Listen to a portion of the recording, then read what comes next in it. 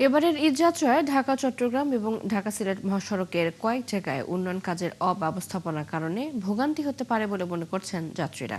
বিশেষ করে ঈদের আগের 2 দিন যানবাহন এবং কোরবানির হাটের চাপ বাড়লে যানজট তীব্র হবে বলে মনে করছেন তারা। হাবিবুর রহমানের তথ্য ও ছবিতে প্রতিবেদন। ৩৭টি জেলার প্রবেশদ্বার নারায়ণগঞ্জের কাঁচপুর, বাংলাদেশের অন্যতম ব্যস্ত মহাসড়ক ঢাকা চট্টগ্রাম মহাসড়ক। এই সড়ক দিয়ে দৈনিক অন্তত ৩০,০০০ যানবাহন চলাচল করে। ঈদে এই চাপ দ্বিগুণ হয়।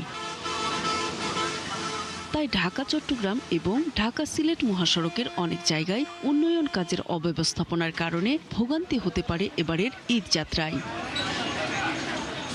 যাত্রীরা বলেন, ঈদের আগে 2 দিন যানবাহনের চাপ বাড়ে, পাশাপাশি মহাসড়কে বসে অবৈধ পশুর হাট। এতে যানজট আরও বাড়ার ভয় রয়েছে। ঢাকা চট্টগ্রাম মহাসড়কের সাইনবোর্ড থেকে সোনারগাঁয়ের মেঘনা টোল প্লাজা পর্যন্ত মোট 21 কিলোমিটার সড়কের ভোগান্তির মাত্রা বাড়বে বলে মনে করছেন যাত্রীরা। আত্মীয় স্বজন থাকে দেশে, তাদের সাথে দেখা করার জন্য যাবো, কিন্তু এই যানজটের জন্য আমরা যাইতে পারতেছি। যেখানে আমাদের বাড়িতে যেতে মিনিমাম 2 থেকে 3 ঘন্টা লাগে, সেখানে আমাদের প্রায় 5-6 ঘন্টা পার করে যেতে হয়। গাড়ি ঘোড়া যানজটের যে বিষয়গুলো, এগুলো যাতে একটু নজরে রাখে। জেলা পুলিশ সুপার বলেন, ভোগান্তি এড়াতে অতিরিক্ত ফোর্স মোতায়েন থাকবে, পাশাপাশি টহল টিম বাড়ানো হবে। ঢাকা থেকে পূর্বাঞ্চলীয় উত্তরাঞ্চলীয় যত মানুষ যেতে হয়, নারায়ণগঞ্জকে ক্রস করে যেতে হয়। কাশপুর থেকে সিলেট হাইওয়েগামী আমাদের রাস্তাটা কিন্তু ভালো না, সেখানে গাড়ি স্লো হয়ে যায়। এবছর আমাদের একটা বড় ডেভেলপমেন্ট থাকবে, ইনশাল্লাহ এবছর সমস্যা হবে না। যানজটের সব পয়েন্ট সচল রাখার পাশাপাশি মেঘনা টোল প্লাজায় দ্রুত টোল আদায় করা গেলে সড়কে কিছুটা স্বস্তি আসবে বলে মনে করছেন যাত্রীরা। নূর তাজমিন নীর, ৭১। সড়কের আরো খবর জানাতে যুক্ত হচ্ছেন সহকর্মী হাবিবুর রহমান।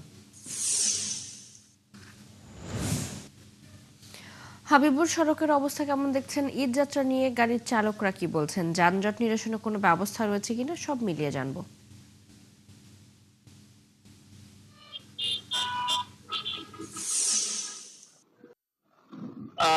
যদি ঢাকা নারায়ণগঞ্জ, ঢাকা চট্টগ্রাম এবং ঢাকা সিলেটের যে মহাসড়ক আছে, এখান থেকে প্রতি বছর ঈদের সময় একটা অতিরিক্ত চাপ তৈরি হয়।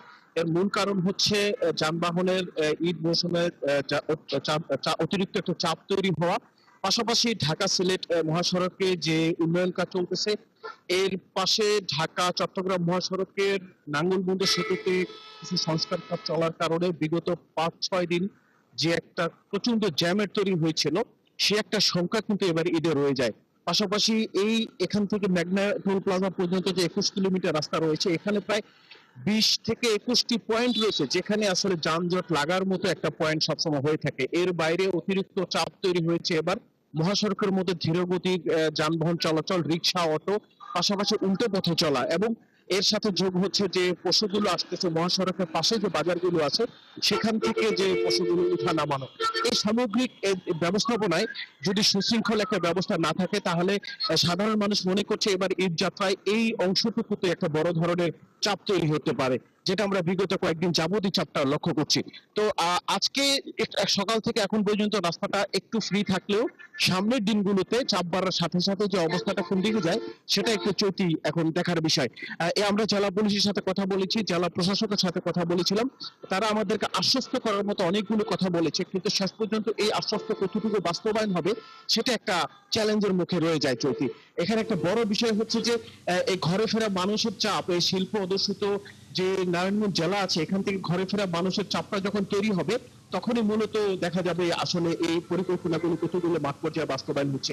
যদিও পুলিশ বলছে তাদের অতিরিক্ত ফোর্স কাজ করছে, এবং জেলা প্রশাসক বলছে যে তাদের যেসব উপজেলার উপর দিয়ে মহাসড়ক গিয়েছে, সেখানে ইউনো এবং এসিলেন্টদেরকে যথেষ্ট পরিমাণে সতর্ক অবস্থা রাখা হয়েছে, যাতে করে কোনো প্রকার যানজট হলে তারা সেখানে মোবাইল কোর্ট থেকে শুরু করে প্রশাসনিক ব্যবস্থা নিতে পারে।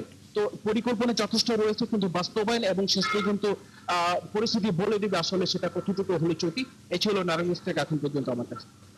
হাবিবুর, ধন্যবাদ আপনাকে।